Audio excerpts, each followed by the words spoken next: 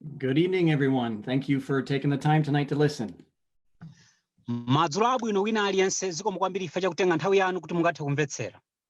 I want to read one verse in the Bible in 1 Peter 3:18.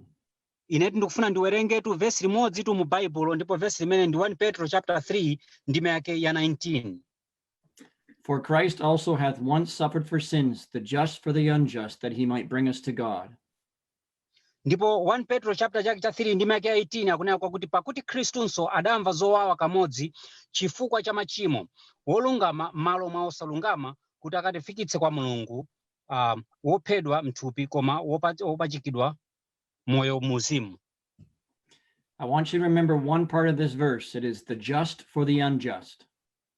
Ndiye ndikufunatu inu mukumbukire gawo limodzi la vesi limeneli kuti wolungama m'malo mwa wosalungama. Many years ago, there was a man who lived, and his name was Barabbas. Mukudziwa zaka zambiri zapitazo panali munthu amene anakhala moyo pa dziko lapansi pano ndipo dzina lake limatchedwa kuti Barabbas. He was a wicked man, and he tried to overthrow the government. Iyetu analitu munthu woyipa kwambiri ndipo anayesetsatu kuti alande boma la nthawi imeneyo. In the process of doing this, he actually murdered people. Ndetu mkatikati mwa kuchita zimenezi iyeyutu anaphatu anthu ambiri. Thankfully, he was captured, put in prison, and sentenced to death. Koma tikufuna tiyamike Ambuye kuna kwakuti amene anagwidwa ndipotu atagwidwatu anayikidwa mu ndende ndipo pamenepotu anakuweruzidwa kuti nayenso ayenera kuphedwa. If you lived back then, you would consider Barabbas to be the worst sinner. Inu mukanakhala kuti mwakhala zaka zimenezo amoyo mukanena kuti Baraba ndi munthu woyipitsitsa kwambiri pa dziko lapansi. Jesus lived at the same time as Barabbas. Ndipo Yesu Khristu anakhalanso tu pa nthawi yomweyo tu imene tu Baraba anakhala moyo. But Jesus was different because he was perfect. Koma Yesu Khristu analitu osiyana chifukwa iyetu analitu wangwiro. He continually showed kindness to everyone around him. Iyetu anapitirizatu kuonetsatu chifundo tu kwa wina aliyense tu amene anamuzungulira iye. Nobody could find anything wrong with him. Palibe wina aliyense amene anapeza chifukwa cholakwika mwa iye. Pilate, a governor at the time, said about Jesus, "I find no fault in him." Pilato tu amenetu analitu bambo mkulu tu kapena mkubwa wa nthawi imeneyo ananena kuti ine sindikupeza chifukwa china chilichonse mwa munthu ameneyo. Pilate's wife called him a just man. Ndiyetu mkazi wake wa Pilato ananena kuti munthu uyu ndi munthu wolungama. Judas, the one who betrayed him, said he is innocent. Ndiyetu Judas Iscariot amene anampereka iyetu ananena kuti munthu uyu ndi wopanda chifukwa. One of the thieves on the cross said about Jesus, he has done nothing wrong. Ndipo tu mbala imodzi tu imene inali pa mtandatu inanenatu zokhudzana ndi Yesu Khristu kuti uyu tu palibe china chonse cholakwika chimene wachichita. So if you lived back then, you would have understood that Jesus was a special person. Ndiye inu tu mukanakhala kuti makhala moyo pa nthawi imeneyo mukanatha kumvetsetsa bwinobwino kuti Yesu Khristu anali munthu wapaderadera. Now, what if I told you that Jesus took the place of Barabbas? Ndiye ine nditakuwuzani chinthu chimodzi choona kuti Yesu Khristu anapita kukatenga malo a Baraba. That would be pretty shocking, wouldn't it? Inutu izi zikhoza kuziziritsani nkhongono, si choncho kodi? That is exactly what happened back when Jesus took the place of Barabbas. Izitu ndi ndendendetu mmene zinachitikiratu pamene Yesu Khristu anapita kukatenga malo a Baraba. At the time of Jesus' trial, Jesus was crucified, but Barabbas was set free. Pa nthawi itu imene Yesu Khristu amazengedwa mlandu, iyetu anapachikidwa ndipo Baraba anamasulidwa. What is so amazing about that story is that it tells us that Jesus did the same thing for us. Ndiyetu munkhani imeneyi chimene chimatidabwitsa kwambiri nchonena kuti Yesu Khristu anachita zimenezo chifukwa cha ife. I know we have not committed crimes like Barabbas has. Ine ndikudziwa kuti mwina kukhoza kutheka kuti ife sinapange zimilandu zikuluzikulu ngati zimene Baraba anapanga. But the Bible says all have sinned and come short of God's standard.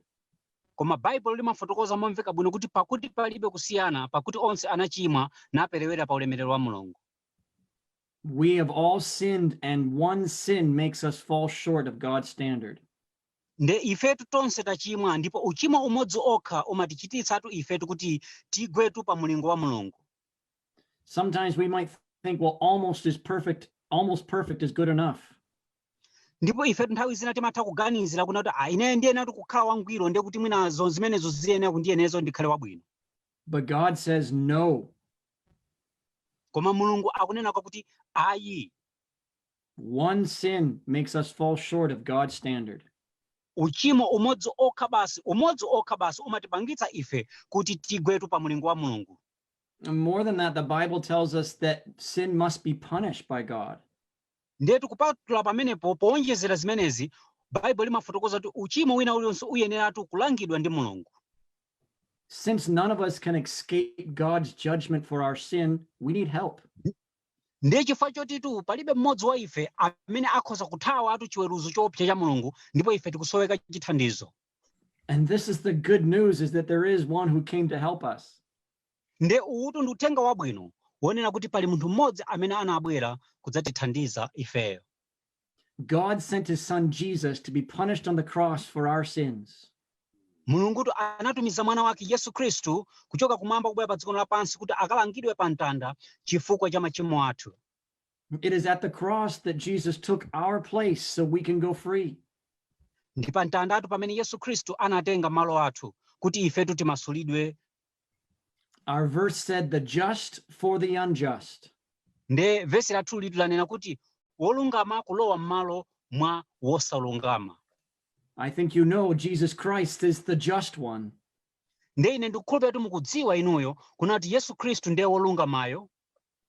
And you and I are the unjust ones. Nde inuyo ndine nde ndiwo amene ndi osalungamawo. But notice the little word in between. It says instead of.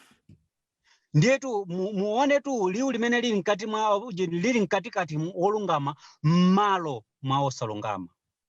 Jesus was punished instead of me. Yesu Kristu analangidwa malo mwanga. And Jesus Christ was punished instead of you. Nde Yesu Kristu analangidwa chifukwa cha inuyo.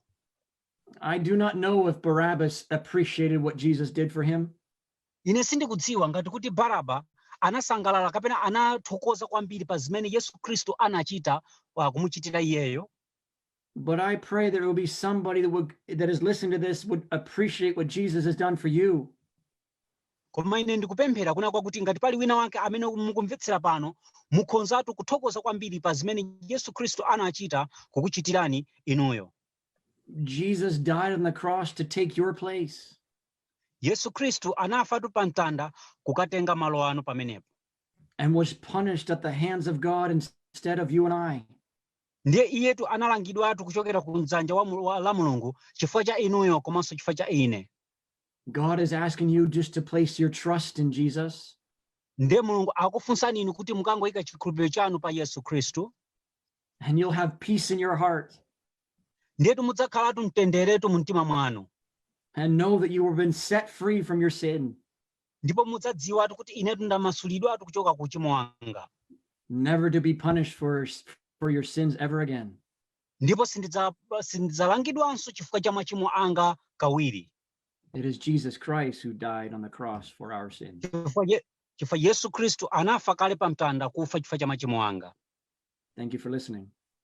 Zikomo kwambiri chifukwa cha kutenga nthawi yanu kumvetsera.